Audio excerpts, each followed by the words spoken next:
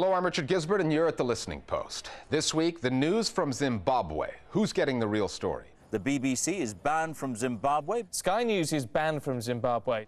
Iran, 1953. The CIA bribes the media to help bring down a government.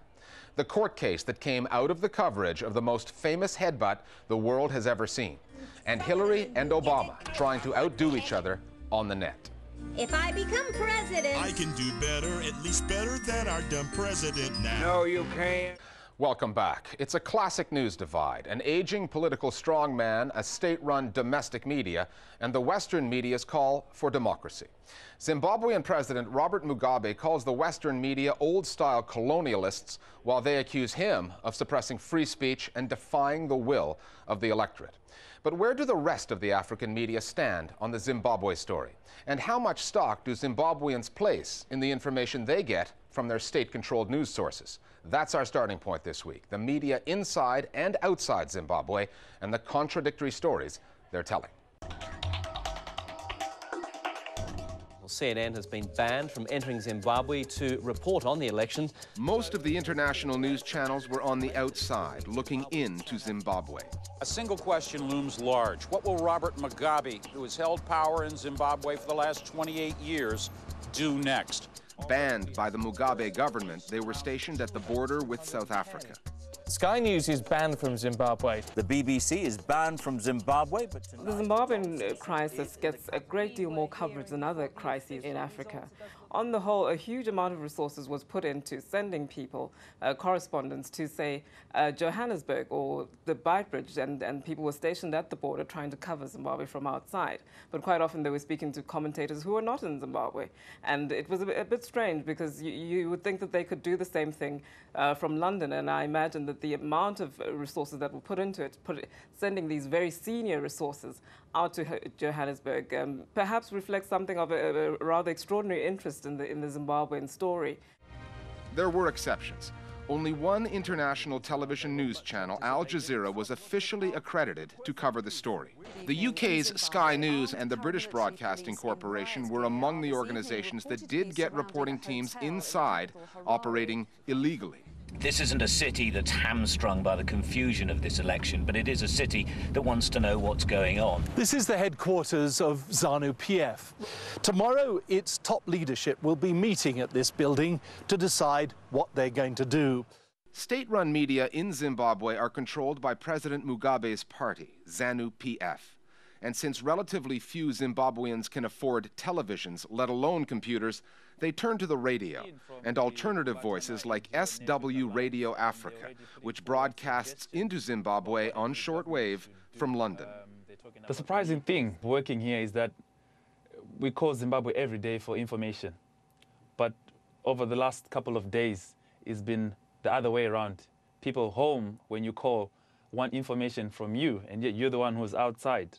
So there's almost this, as it were, we have shortages of basic commodities, but it looks like when it comes to information, there's also a shortage of information. And so people turn to the black market, which in some cases might be pirate radio stations like us. In spite of President Mugabe having clamped down very heavily on private and independent media, arresting journalists, torturing them, banning them from broadcasting, Zimbabwe has one of the most vibrant opposition type of critical, let me call it critical media. We send news headlines in on SMS messaging every evening, and we've got 200 people on average every day asking to be added to the address list, and we're sending to about 15,000 people now. And even people in rural areas have mobile phones. So the technology is helping the free flow of information. So at least we do feel that we're allowing some people to get instant breaking information. The vast majority of people in Zimbabwe have access only to state-controlled radio and state-controlled print media, and a bit of television as well. What happens with the state-run media is that it often reflects what the ruling party and what the government would like you to know. But people consume this media and have learned to read between the lines to understand what the truth might be behind some of the things that are written and said. Not that there was much room for that when state-run papers like The Herald raised the specter of Zimbabwe's old colonial days. On Election Day, the Herald warned that if the opposition leader Morgan Tsvangirai won, it will not be the power to lead the people of Zimbabwe to the promised land, but the power to sign away Zimbabwe to Britain and America's multinational corporations. The Herald continued its role as chief cheerleader for Robert Mugabe with an editorial calling Zimbabweans to stick with him in a second-round election. Let us fight the British and her cronies in this do-or-die presidential rerun. It's been Mugabe's own personal newspaper. And it's such a shame to see often quite well-trained journalists selling their soul, actually for not much money.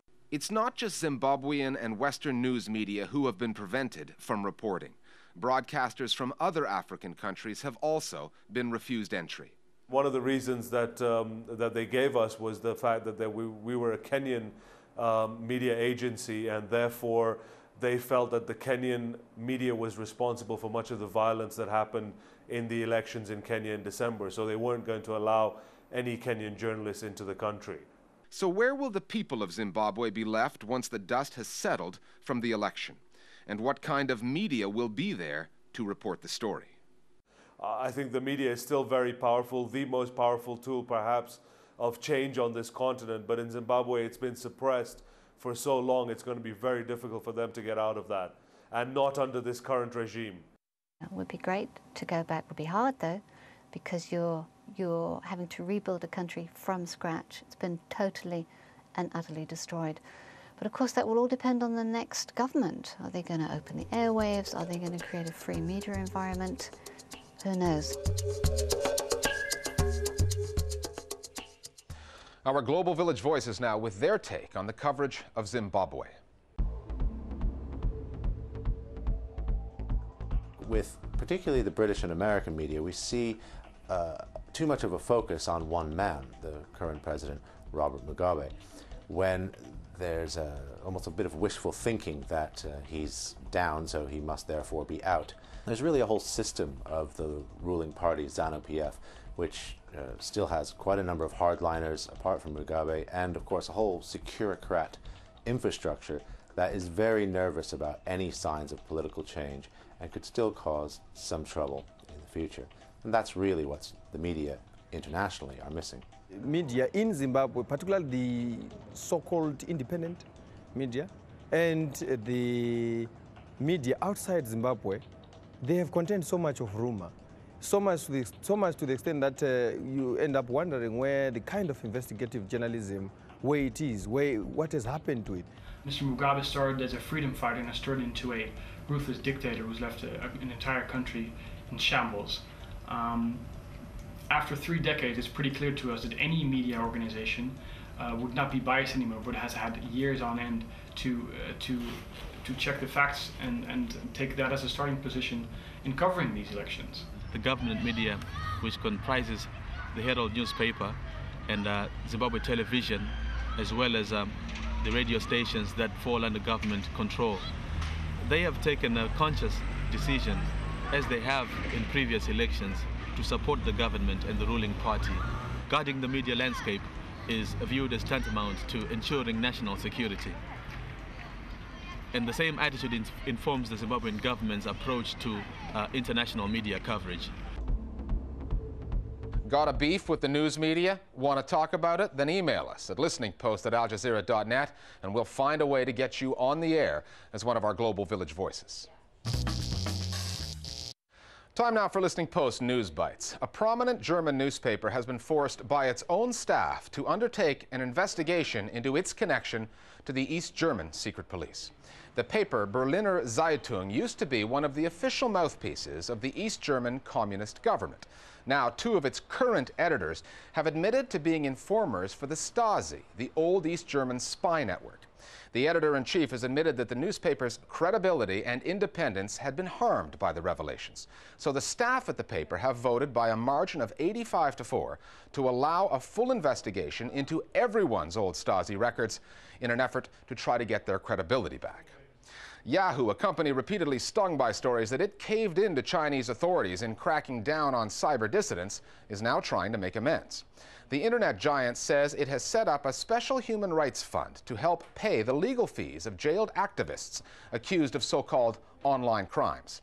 Yahoo CEO Jerry Yang launched the fund in the aftermath of a damaging court case. Families of 2 jailed dissidents accused Yahoo of helping turn the men in by sharing information with the Chinese police. Yahoo's happy to talk about the fund, it's just not saying how much money is in it. In a sign of troubled and changing times in the world of television news, 2 U.S. networks are reportedly talking about merging some of their operations. CBS News has denied it, but the New York Times reports that CBS and CNN are talking about a deal in which CBS would outsource some of its news gathering operations to CNN. That would allow CBS to save money on news coverage, particularly foreign news, while keeping its better-known personalities like news anchor Katie Couric up front for branding purposes. For CNN, the deal would provide a new revenue stream. CNN has been in talks like this before with both CBS and ABC News. However, those deals both collapsed over editorial control issues. Cuba's new president, Raul Castro, is breaking with the broadcasting policies of his brother Fidel. Cuba's state-run broadcaster plans to start a new 24-hour channel that for the first time will contain mostly foreign content. Cubans have long complained about the lousy television programming in the socialist state. Raul Castro has said it's time to lift what he has called, quote, excessive prohibitions, unquote, in the country.